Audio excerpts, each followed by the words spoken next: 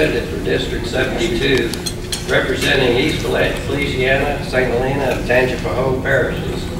He's been in office since 2008, and he's chairman of the House Democratic Caucus. John Bel is also a graduate of the United States Military Academy, West Point. While at West Point, he was chosen as his classmates as the vice chairman of the Honor Committee in charge of investigations. After 8 years of active duty with the U.S. Army as an airborne ranger, culminating with command of a rifle company in the 82nd Airborne Division at Fort Bragg, he went on to graduate Order of the Croix from Louisiana State University's Paul L. Hebert Law Center. He is an attorney, and we welcome John Bel today. Thank you for coming.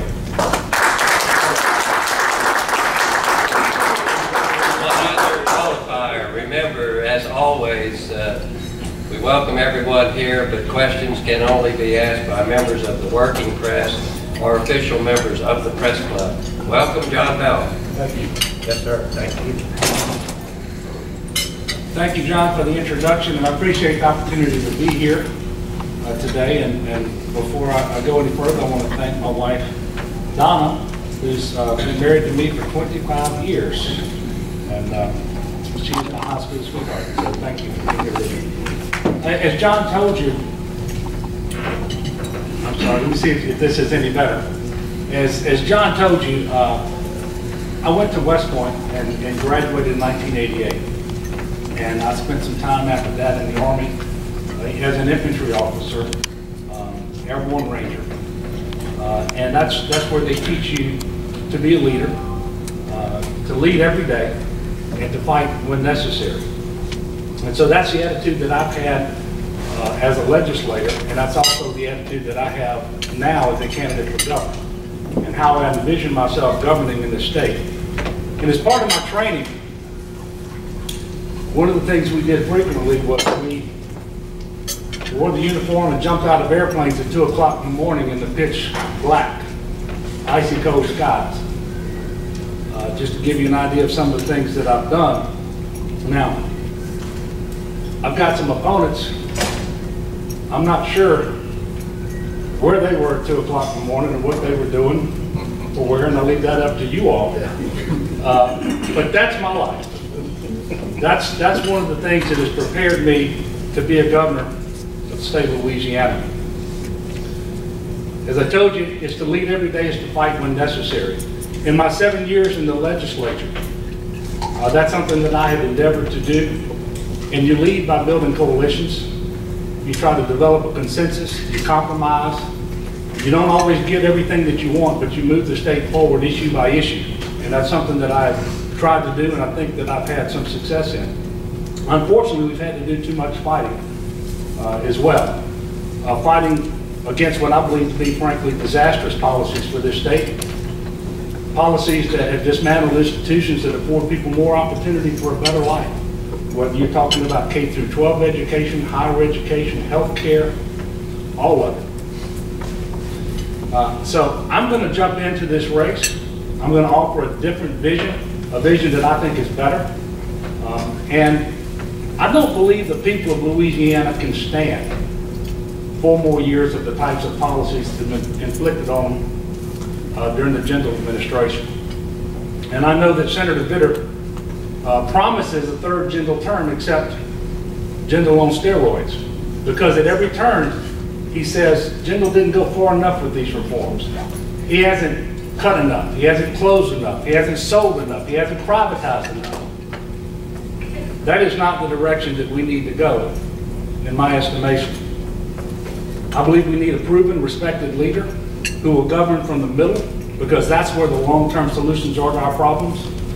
You can't govern from the far left or the far right, because you're not going to continue to have a consensus on those positions. And so things are going to change too frequently in order to have that path forward, that consistent path forward that we all need so that we can change things for the better. I believe it's time that we have a governor who puts Louisiana first, not himself or his political ambition, not out-of-state corporate interests, not Washington, D.C. style politics or philosophy. but put the people of Louisiana first. That's what I'll offer. Now, as far as me building a consensus, I'll just give you this example. Last year, we actually, not this past session, but the session before, we actually passed what I think was a relatively prudent budget, a responsible budget. One that, as fate would have it, didn't require mid-year budget cuts, but also grew our investment in K-12 education for the first time since 2008. And that was a change that I insisted on as a part of the conference committee before we were going to adopt a budget. And so for the first time, we increased K-12 spending on a per student basis since 2008 by $70 million. That has been carried forward in this past year, so it's $140 million now, half of which will go to pay raises for teachers. The other half will help our school districts meet their obligations to the pension system, but also towards acquiring all of the technology that they need and other unfunded mandates that we force upon them. But the reason I mention that is that was a consensus that I was able to develop among Republicans, Democrats, and Independents, where we were not going to pass a budget without doing that. And so I know that it is possible. I know that it is possible in Louisiana because Baton Rouge is not Washington, D.C. yet. We don't need to go there. We will not be served well if we end up with people of different parties not talking to one another. Because if you can't talk, you can't find areas of agreement. You can't find common ground. As governor, I will focus on the budget in a way that, quite frankly, we haven't been doing. And we're going to have an honest conversation about where we are in the state of Louisiana. You know, for several years now, we've got this pass, pray, and pretend routine that we've been going on. We've been passing budgets that are not in balance. We pray that the revenue is going to exceed expectations and projections to cover up for the fact that the budget is not in balance. And then we pretend in the meantime that everything is okay. And what happens more often than not is we have mid-year budget cuts that fall on higher education. That is not the way to move this state forward. I believe that we start the current fiscal year that we're about $150 million in the hole now. $70 million that we'd appropriated for this year, we actually spent last year to repay seed loans to the Treasury. $63 million or thereabouts in deficit from last year will be rolled into this year and has to be paid first. And then there's about $75 million of fictitious efficiencies and savings built into the budget that are never going to materialize. And I can tell you, if we don't have a surge of revenue coming into the state coffers between now and December, we're going to be cutting higher education. And that's an awful way to try to move this state forward. Now, speaking of higher education, the number one spending priority this year for the governor, for the legislature, was to reverse our cuts to higher education, not in terms of replenishing the full $700 million that was cut, but for the first time since 2008, 2009, actually increasing the state general fund investment in higher education. Now, it was a very modest sum. We were looking for $40 million. Now, this is the number one thing so that we can make sure that we have the workforce we need going forward. Out of a $25 billion budget, we were able to come up with about half of that in recurring revenue. $20 million out of a $25 billion budget. The other half is comprised of capital outlay money, which is borrowed. It doesn't help our university presidents actually operate their universities. And then about $10 million was actually federal disaster recovery dollars through the Community Development Block Grant Program. Now, it may be appropriate to spend disaster dollars on education in Louisiana because it has become too much of a disaster. But that will let you know how tough things are in Louisiana if that's the number one spending priority or investment priority for the state, and we can only come up with $20 million recurring revenue for that investment. We know that as we gather next year to fashion a budget, that we're already $1 billion in the hole. Now, this is years after the recession and years after we've been told that we're outperforming the nation as a whole, that we're doing better than the South in terms of job creation, economic development, investment, in terms of low unemployment numbers. Well, where is the disconnect? Why is it that we're still cutting? Why is it that we have these deficits? We have to have an honest conversation about that, because if we don't, we will never move Louisiana forward. And by the way, we have to have a leader in Louisiana who will be honest and who won't fire people who tell the truth. Now, I believe that we can do better. And I think there are three ways that we can do that. First of all, we can grow the economy. Well, we are poised to do that. But we have to grow it in a way where we have net new revenue to take care of these pressing demands. We are incentivizing the job creation in Louisiana today to the point where there is not net new revenue so that we can fund higher education and K through 12 education, address the $12 billion backlog in infrastructure improvements that we all need, to deliver better health care. I believe we have to examine all of the tax exemptions on the book. You know, there are $5 billion worth of tax exemptions in Louisiana, and the vast majority of them are perfectly appropriate, but clearly there are some that are costing more than was advertised when we adopted them, some that aren't producing the results that were promised, and clearly we need to take a look at those because we can save money in the state of Louisiana by cutting the spending through the tax code and reinvest that money in a way that will deliver services for the people of Louisiana. And I also believe that we need to accept federal funds when it makes sense for Louisiana, when it does good things for the people here. After all, those are our tax dollars. And if we don't take them back, whether it's expanding broadband internet access around the state, whether it's standardizing and getting more people into pre-K programs, or yes, whether it's expanding the Medicaid program, those are our tax dollars that won't come back to benefit the people here. Now, with respect to health insurance for working poor, I've done my homework on this issue. Not today, but for the last 2 years, I have introduced instruments in the House of Representatives to do the Medicaid expansion because I believe it's the right thing to do. Again, those are our tax dollars. And for the first 3 years, that program is funded at 100% by the federal government. It never will fall below 90%. We have 250,000 working poor people in Louisiana without health insurance that would benefit from this expansion. And we have hospitals, doctors, and clinics and other providers out there who need a reimbursement source in order to continue providing health care for these people. Now, we're talking about $16 billion over 10 years. That hires an awful lot of nurses and doctors and custodians. And that's just, those people, by the way, will pay taxes on those salaries as well. And in light of the funding cuts that we know that are coming right down the road in terms of our DISH dollars and our UPL dollars, those are the things the governor never mentions when he says we can't afford to expand the Medicaid rolls. He doesn't tell you the cuts that are coming to the current reimbursement sources. And the truth is we can't afford not to do it. And if you don't want to take my word for it, go out and talk to a hospital administrator. Go talk to a CEO of a hospital and find out what's going to happen when these cuts happen and we haven't expanded the Medicaid rolls. And under federal law, people have a right to go to those hospitals and get treatment for which there won't be reimbursement dollars in place. Now, just last week, the administration was touting what a wonderful thing we've done in Louisiana to transform the Medicaid program through Bayou Health. That we're both saving money and we're delivering better care with better outcomes. Well, I'm not sure that they really believe that because when it comes to the Medicaid expansion, the Governor General says the program is so broke and costs so much money that he doesn't want to invest new dollars in it. So even if that's the case, we can ask for a waiver like other states have done, most recently Indiana, but also Arkansas and others. We can take that money and buy private insurance policies with it. We can fashion a program that is consistent with our values. It can have co-pays to make sure that there's no overutilization of services so that we don't run the cost up unnecessarily.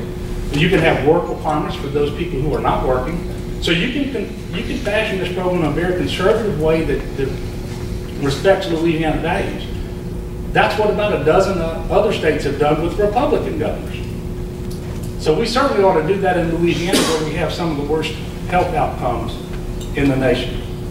I just believe it's the right thing to do. And by the way, my Christian faith that leads me to be pro-life leads me to support the Medicaid expansion as well. Because the pro-life issue cannot start and end with the issue of abortion. Now, you all probably know this, but the governor fashioned a scheme whereby through advanced lease payments, he was going to transition our LSU hospitals to private partnership arrangements with advanced lease payments that the federal government has said were illegal and that they couldn't be used to draw down federal participation. Now that scheme was aimed at getting 62 cents on the dollar to treat the same population where the federal law allows us 100 cents on the dollar. Now you tell me how that makes sense.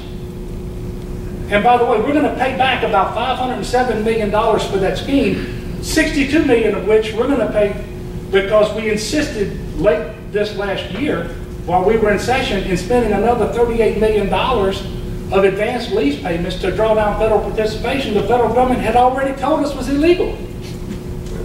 But the governor insisted that we do it, and despite the objections led by me and some others, we in fact did it, and we're going to pay that money back. It's kind of a theme that emerges with this governor and the way that he runs the state and how we take a cannibalistic approach to the different funds that are out there and the money that we actually spend, because the truth is he's just trying to keep the balls in the air long enough that he could exit the stage and have them come crashing down on somebody behind him. And that's certainly the case with this officer group benefits disaster, which is proof positive. And it's just the latest example of where the governor is running this state like a big Ponzi scheme, where you take money that's sitting there for one purpose, you misappropriate it, spend it for another, and you pretend everything is okay until the crash happens. Because that's what all the perpetrators do. Everything is okay until they can't pay the bills, they can't write those checks. But in this case, the governor's hoping to be gone when that happens. But he found a way to indirectly sweep a cash reserve at the officer group benefits and pay state bills with it. Now that money is not taxpayer money. That money is there because beneficiaries, state workers and retirees paid it. They expect to get benefits from that money. Now, in 2011, there was $524 million in that fund. By the end of next year, there's going to be $5 million. That's the current projection. So they're bleeding $16 million a month. So as a result, they're going to have to raise premiums. They're going to have to decrease benefits. All of this on our retirees and our state workers. And the reason this is necessary, because we insisted on privatizing something that was running well, and now we've created a systemic failure in that program that has to be addressed, and because the governor needed the source of funds to balance the budget. And 75% of those premium reductions inured to the benefit of the state through savings, because that's how much of the premiums it was paying, and it didn't use that money to pay for other things. And then the money coming into officer group benefits wasn't sufficient to pay the claims, and so they didn't eat into that cash reserve. This is just a way of indirectly sweeping that fund. You know, you can't sweep the Medicaid trust fund for the elderly anymore. It's basically gone. So certainly we can do better. We can have an honest approach to budgeting. And if we were honest with the people of this state and told them, you know, it's been a long time since we really adequately funded our priorities. And no, we didn't really just tighten our belt and do more with less. We've done a lot less with less in Louisiana. We've been doing it for too long. Now, you've had a lot of discussion recently about illegal immigration. I want to tell you that as a state representative, I passed a bill that requires contractors to e-verify every employee if they want to get work on a public works contract, so that we're not building roads and bridges and schools and hospitals using taxpayer dollars to pay the wages of illegal workers who prevent our own workers from getting those jobs. So that's something I've done as a legislator, because this is primarily a federal issue, but there are things we can do here to make sure that we're addressing the problem. Now, as governor, I will expand that so that there won't be any tax expenditures or incentives available to companies that come into Louisiana unless they want to, or will in fact, e-verify all of their employees, and that includes their contractors and subcontractors. And this is especially important now because we actually have, for the first time ever, direct investment in Louisiana coming from places like Russia and China that's often financed with their state banks. We've got to do better. And that's something that I have offered in the past, and I will make sure as governor that we make sure that we're e-verifying employees. Now, With respect to the Common Core, I am not an educator, and I didn't sleep in the Holiday Inn Express last night, but I did sleep with a teacher, and that's pretty important. But most important, I did my homework on this issue. I've been on the House Education Committee for 7 years, and this idea that we have this colossal failure of leadership here in the last couple of months, let me tell you, it's been a lot more than just the last couple of months that we've had a failure of leadership in this administration when it relates to K through 12 education.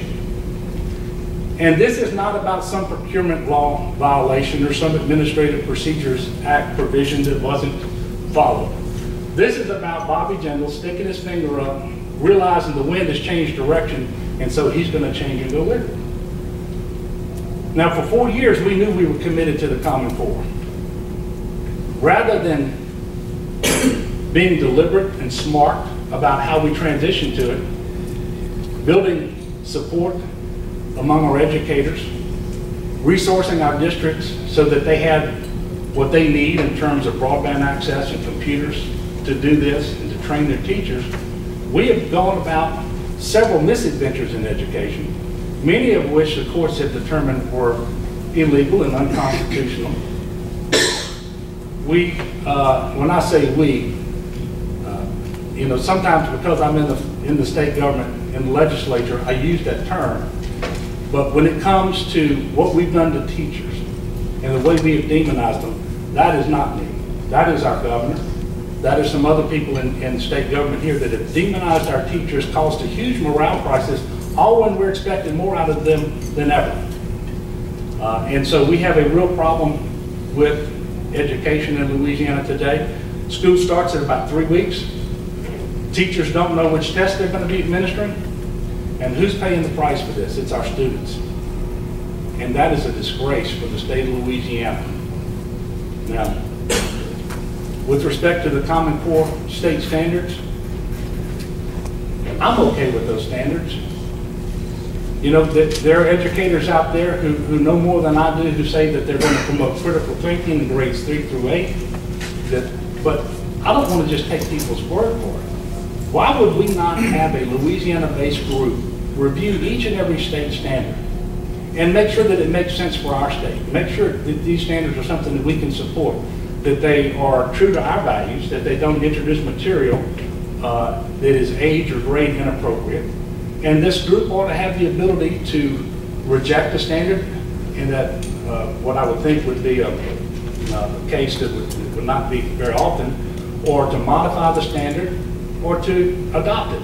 And I think at the end of that process, if you had a group of educators and parents in Louisiana doing that, you would have a body of state standards that would be very consistent with the Common Core, but that would have been vetted locally.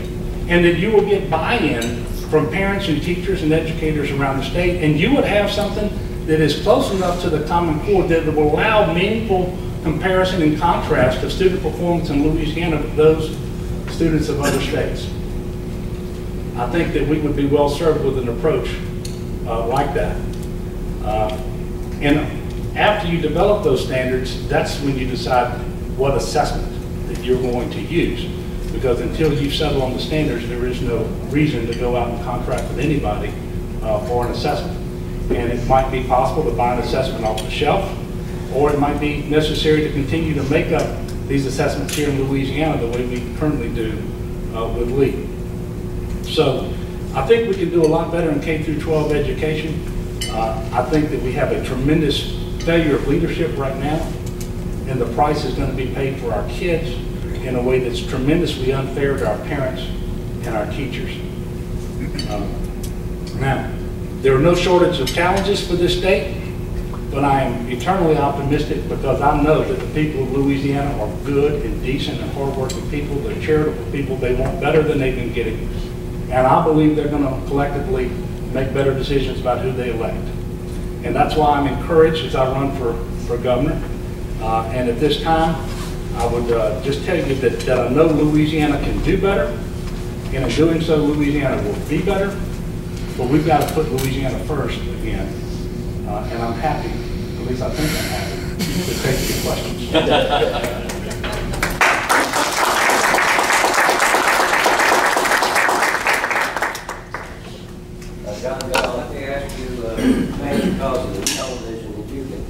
repeat or paraphrase the question? Sure. When you're done. Thank you.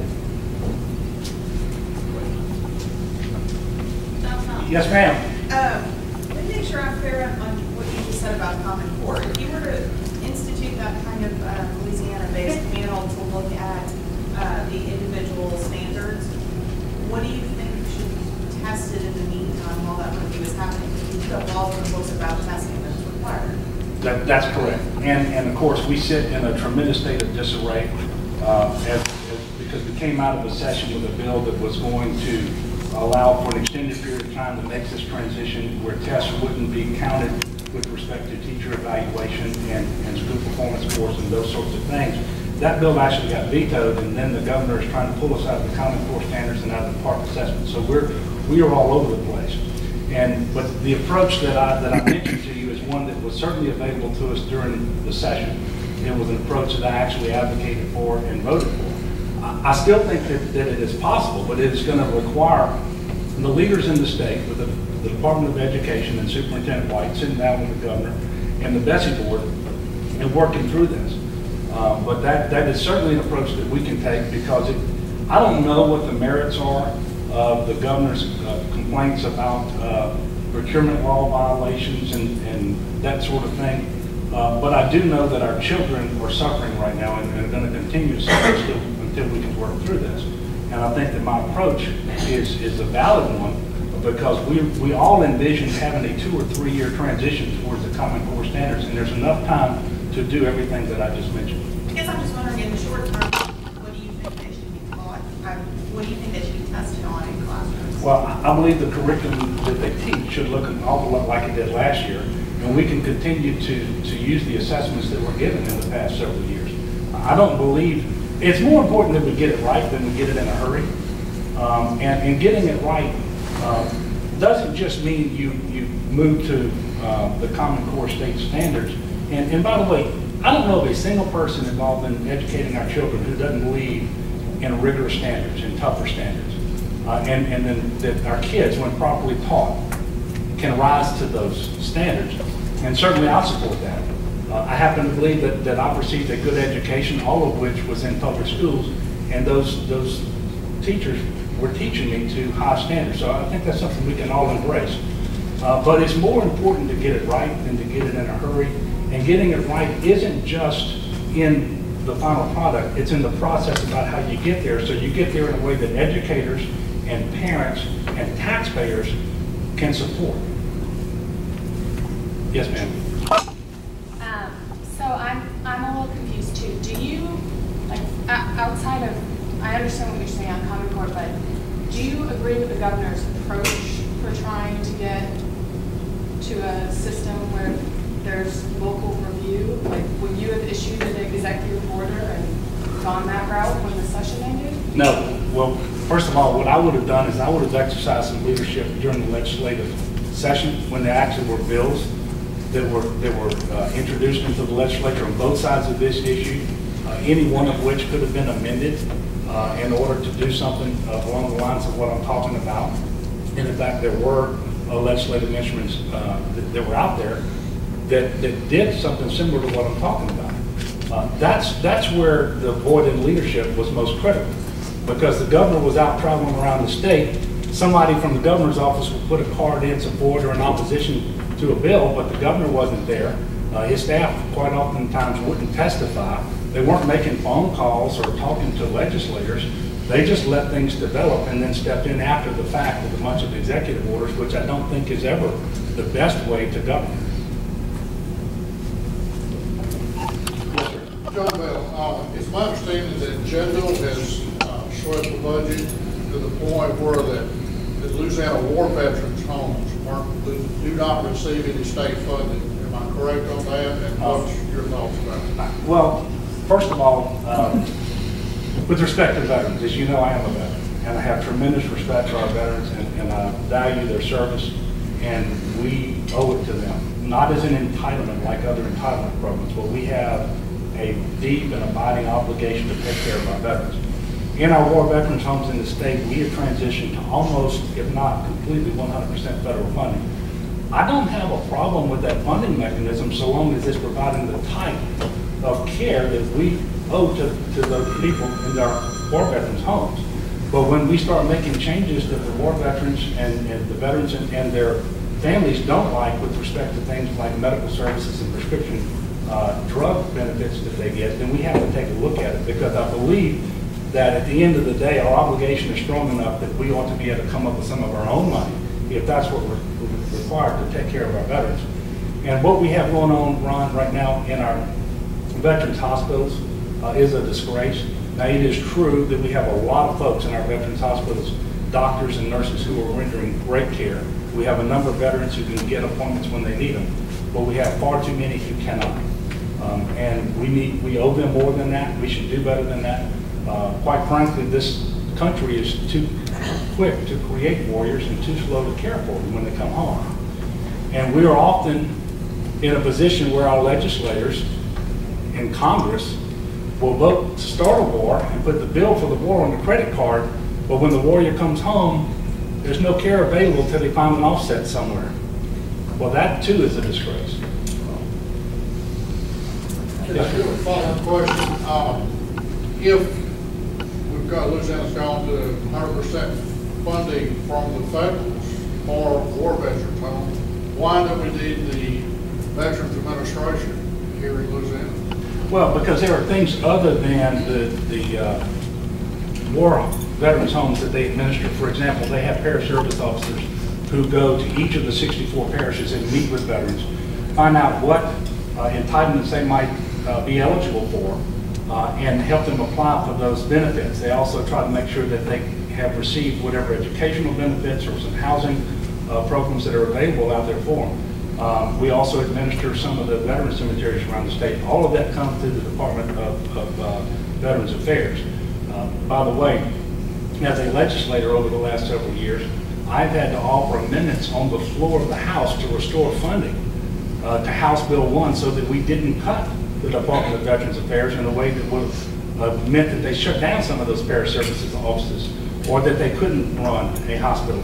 The cumulative amount of that is $1 million that they have available this year, because I offered amendments along the way to make sure that funding was not reduced. Yes, sir. Would you openly support legislation that would restrict the definition of deliberative process to the governor's office and the secretaries of the various departments? Yes, and you know, the first session, I think it was the very first session that I went through as a legislator after I was elected, was an ethics special session. And we created the gold standard, or whatever standard we want to call it. But the truth is, all of those improvements in our ethics were outside of the governor's office. And in fact, if you think of ethics as requiring transparency, there's less transparency with respect to the governor's office today than there has ever been. If you don't believe me, just try to get some information out of them. And this idea that we ought to have all of these exceptions for deliberative process that extends well past when the decisions are made, that we ought not know where our governor's going, who the governor's meeting with, and all those sorts of things, I think is problematic, especially for a governor who purports to be all about transparency and having the highest ethical standards in the country. How would you handle your schedule if you were governor? I'm sorry? How would you handle your schedule if you were governor, as far as the public knowing where you are? Well, I think it's important that the governor have a schedule that is put out by social media so that you know where the governor is and whether he's in state attending to your business or out of state attending to his own. Yes, sir. Excuse me. With regard to the transparency issue that you just mentioned, would you care to comment regarding the latest upheaval in the Mike Edmondson situation, and to what degree, I know you've said you want an investigation, to what degree you may play a role in that investigation, mere oversight or otherwise? Okay, thank you for the question. This has to do with the Senate Bill 294 and the Conference Committee report that was offered on the last day of session, and the bill dealt with police officer rights. It wasn't a retirement bill, and a non-germane retirement-related amendment was put on in the conference committee. The truth is, it wasn't explained well on the floor of the Senate or the House by the people handling the bill. And I take Jeff Arnold and J.P. Moreau at their word, and they believed it to be an innocuous provision, and they didn't understand to do what in fact it does. But it got by. That's my responsibility to read those things before I vote on them, and I'm sorry that it did, most especially because in my 7 years, I have no less than probably 20 times met with constituents, some of whom were still employed and some were retired, who had made irrevocable decisions with respect to their retirement benefit that we weren't able to help them with. I would call the retirement system that they were in and confirm that it was an irrevocable decision, and I would tell them we couldn't help them.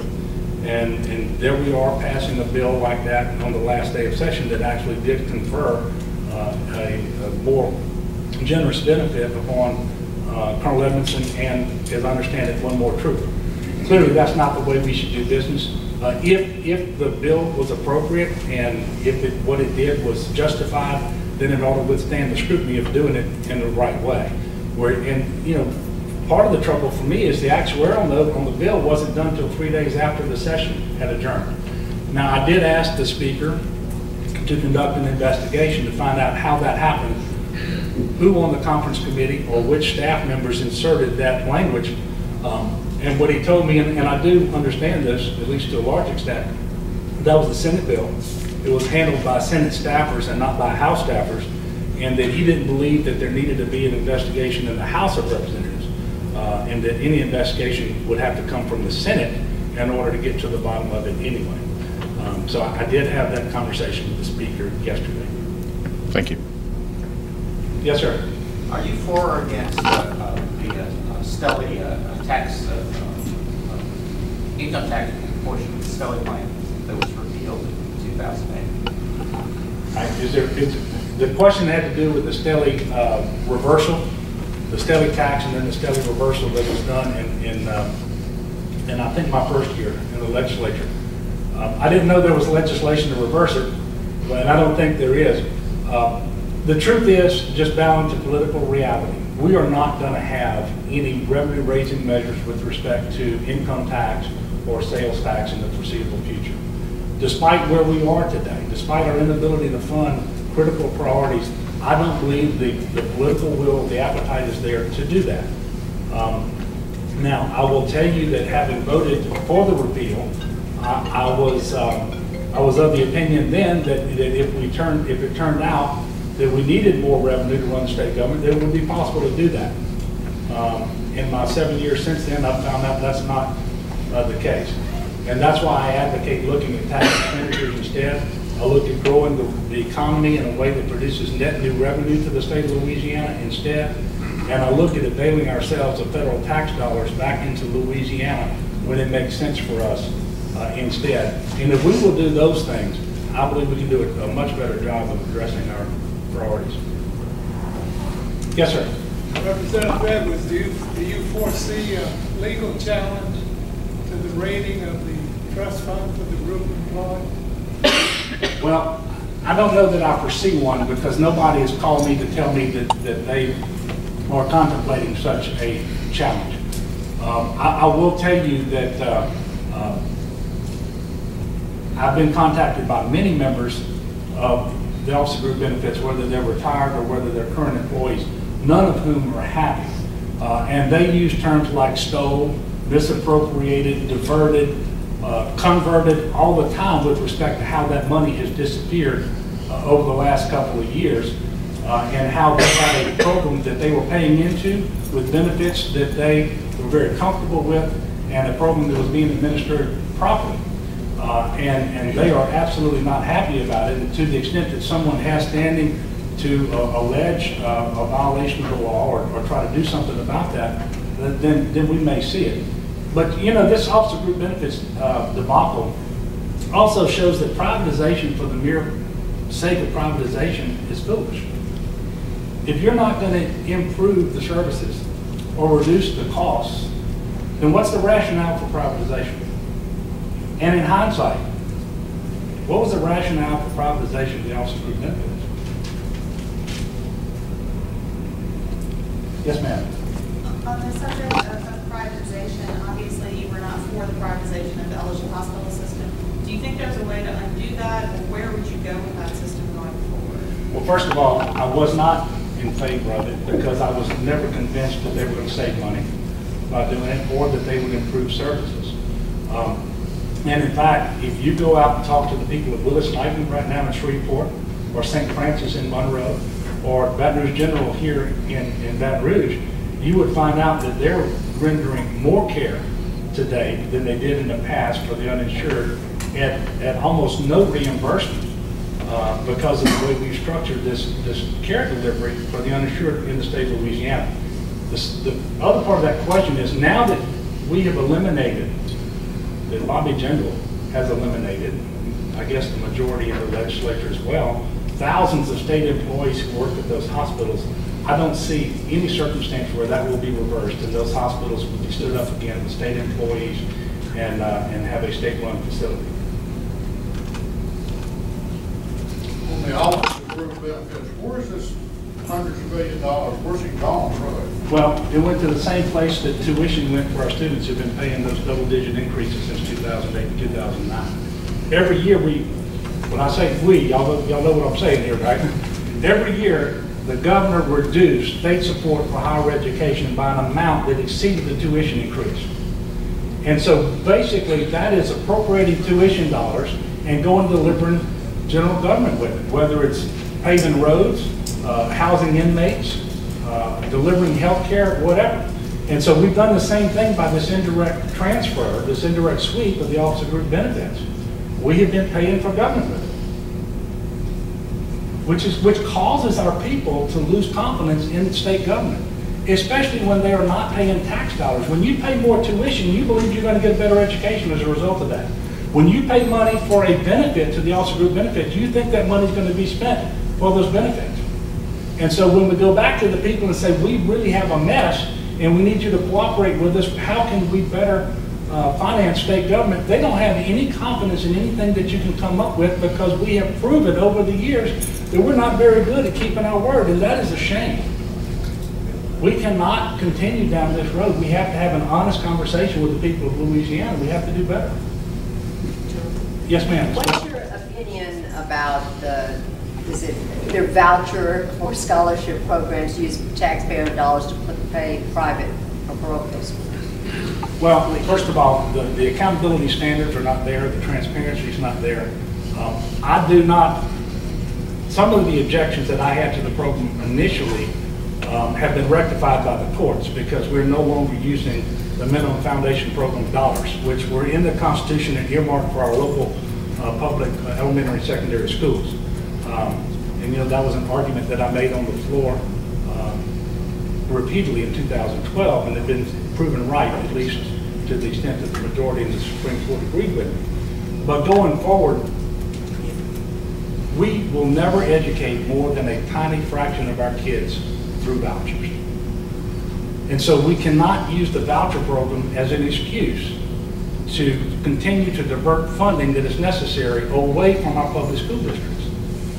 And if we, to the extent that we are going to continue to use public dollars to pay for private and parochial school education, there has got to be more transparency. There has to be more accountability. We know very little about most schools that are taking kids on these vouchers. And don't take my word for it. Go and look at the report of the legislative auditor when they did a performance audit. 90-something% of the schools couldn't even be audited because they didn't segregate the money. They don't have any idea how they were spending that money. We don't really know which kids are getting a good education and which ones are not. We do know that if we took all the voucher kids in Louisiana and created a district to report their scores, it'd be one of the worst performing districts in the state. We do know that. Yes, sir. I might follow up on the hospitals without visiting you on something to be subject. Where is you alluded to the fact that the administration has, through the Board of Supervisors, picked winners and losers, frankly, in every area of the state where they've privatized these hospitals. How do you get, because it's the Board of Supervisors is a statewide institution, how do you get any local control over what, in theory at least, should be kind of regional hospital operations? Well, I think you could create some sort of a local board, but then that's not really called for in the law today. So it would actually have to be done in the law if you wanted that to happen. But what we did instead is we rushed the privatization scheme through. And if you remember, Lanny, the Board of Supervisors for LSU voted on a document that had dozens of blank pages to include such key provisions as the financial consideration to be paid blank when they did that. And so it's not surprising to me that we are having problems with respect to this. And when they say they're saving money, they're shifting costs is what they're doing. Go talk to those other hospitals that are situated near enough these privatized LSU hospitals and find out what's happening to their bottom line today and how much strain they're under that they weren't under before. I think you'll be very surprised. Yes, sir. In the election in 2015, you're going to need a lot of independent vote, and you're going to need some Republicans. What would you say to appeal to people that would normally go and push button for a GOP candidate to consider you instead? Well, I think that's a fair statement. The truth is, we got about 48% of the voters are still registered Democrats. Something around 29 or 30%, I believe, are registered Republicans, and the rest are no party for the most part. But it is true that I have to have a lot of people vote for me who in the past have voted Republican. And my message is, if you want someone on the extreme far right who is an expert at obstructionism and creating division, then and you want more of the same of what you've been getting except on steroids, then you go vote for David Bitter. If you want someone who's going to be inclined to govern from the middle, who's going to build consensus and try to move this state forward, then you'll vote for me. Now, the truth is, the political situation today in the state of Louisiana is in an upheaval because people are realizing now, after 7 years of Bobby Jindal, they didn't get what they thought they were voting for.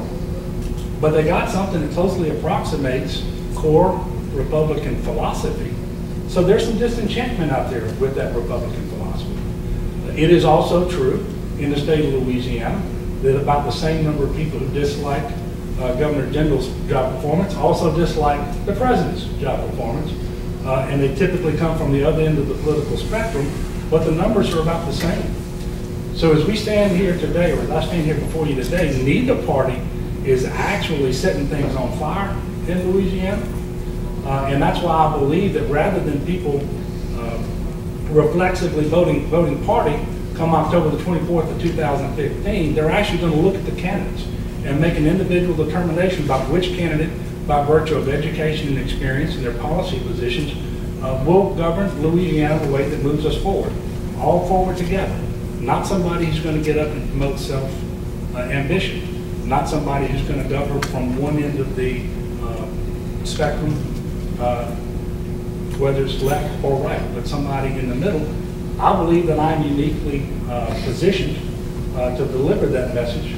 That is who I am, that's where I am, that's what my record is, and that's why I'm encouraged. A couple of months ago, we had Dr. Monty Sullivan here at the Press Club. He's head of the Louisiana Community Technical College system. Apparently, it seems like he's been elevated to the same level as the president of the LSU system and the UL system. What role do you see the community college playing? Well, statewide? By the Constitution, he is a system president, just like LSU and Southern and the University of Louisiana system. In one generation's time, and this in many respects is the biggest challenge we have, in one generation's time, we're going from a place where 1/3 of the people, in order to get a good job, needed anything more than high school education, to where we need 2/3 of the people with more than a high school education. And given the compressed time frame that we have to work with and make that happen, you can only do that with a strong technical college system and community college system. And in fact, we have to bring back adults who've been out of the education world for a long time and get them skills and get them educated to take some of these jobs. And despite all of the talk we've had over the last couple of years about workforce development, there is no program that we could have had that wouldn't have been better had we not cut $700 million a year out of higher education for our universities and for our technical colleges and community colleges. So we're going to have to do better, not just with respect to our community colleges and our technical colleges, but all of higher education. And one of the things that we're going to really have to focus on is making sure that more kids, by the time they leave high school, they either have a skill that is marketable, perhaps it is industry-based certified, or that they are very close to getting it so that we don't lose them. And he or she will stay enrolled in that program in order to get that skill, because otherwise we can't do what we need to do. The jobs are going to be available in Louisiana. God has blessed us with natural resources in terms of natural gas and oil, but primarily natural gas right now with the river and the coast and the ports and that sort of thing. The jobs are going to be here. The question is, will they be available for Louisianans? And the question won't be answered until we know how good of a job we're going to do preparing our kids to take those jobs. And I think the hook is here. Yeah, we're keep going. We're getting close. Any other questions? Yes, sir. Following up on this gentleman's question about disenfranchised Republicans, could you say anything to some Republicans who've become so disenfranchised that they've joined the Libertarian Party as a result of a lack of action of abolishing, Louisiana being the #1 state in this regard, repressive boards and commissions, licensing boards and commissions, like the Interior Design Board, like the Cosmetology Board, like the Auctioneers Licensing Board? The Cosmetology Board even recently haven't been sued for discrimination against Vietnamese, and that's not just an isolated incident. Could you say anything to those Republicans who have become disenfranchised at the lack of progress from the current administration in that regard? Well, for those Republicans only, I'd like to talk about my libertarian streak. Yeah, good with me.